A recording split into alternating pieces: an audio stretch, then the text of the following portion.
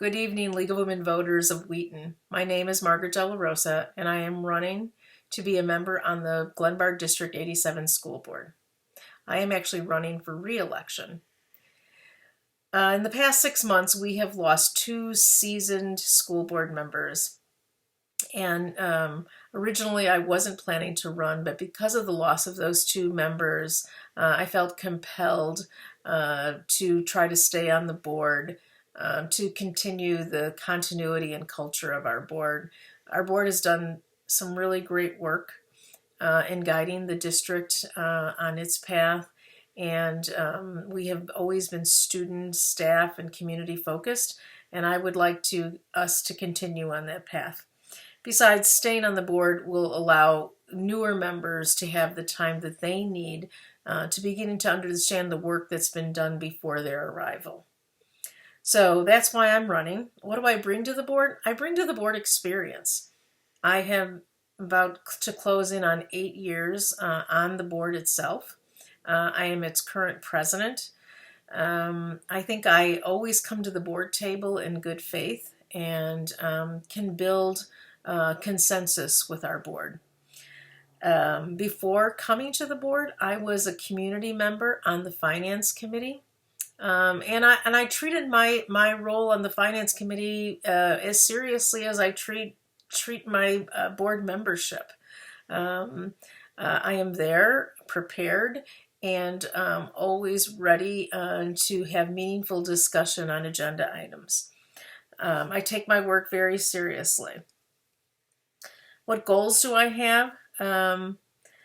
We have board goals. Those are things that we collectively work on, and they're really centered around student achievement and staffing and the implementation on what we call the profile of a Glenbard graduate. So I would continue on with student achievement and those many goals that we have. But my focus for the next couple of years will be really on the successful implementation of the new school day model, which we just voted on 2 meetings ago, maybe. And what's going to happen with that change? Right now, we have a very traditional schedule. But come the 23-24 school year, we will implement what we call the Glenbard hour. So those will be an hour on both Monday and Friday, which will open up access for 100% of students to be available to 100% of the teachers.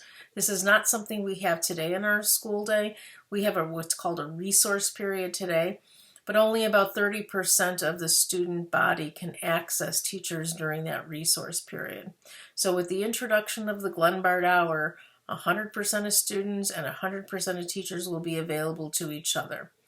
The other thing is it really adds instructional time because we will no longer use our fire drill time, our student convocation time will no longer eat into an academic period.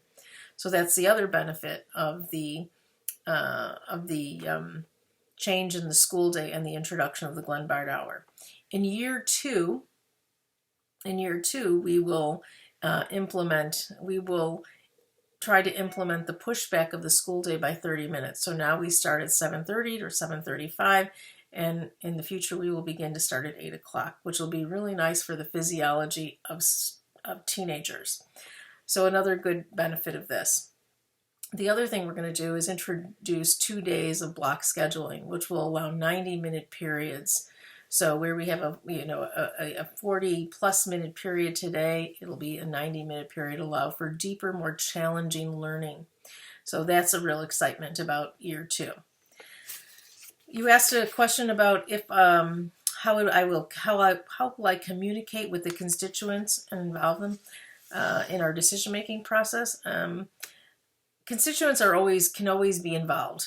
First of all, we have a number of committees. You can always put your name forward to be on one of the committees. We have 4 board committees, one around student achievement and performance, which is all curricular focus. We have a finance committee, which facilitates and manages the money of the district, policy, which guides everything we do, and the regulations that we follow, and then we have a communication, legislation, and partnership committee. which facilitates the communication, our work with our advocates, and then partnerships that we have within the community. Those are all opportunities for the public to bring forth comment and for the board to listen to public comment. So that would be the place where we would really involve ourselves in the things the public is desiring of their schools. Finally, I'm running for re-election. I hope you will consider a vote for me on April 4th. Thank you so much to the League for hosting candidates on their website and for providing voters with information on people on the ballot. I hope you will value the things that we do as school boards. And our focus is always on students and our community and to bring value to our community, which makes our communities desired places to live for families. So thank you much to the League, and thank you for this opportunity. Vote on April 4th.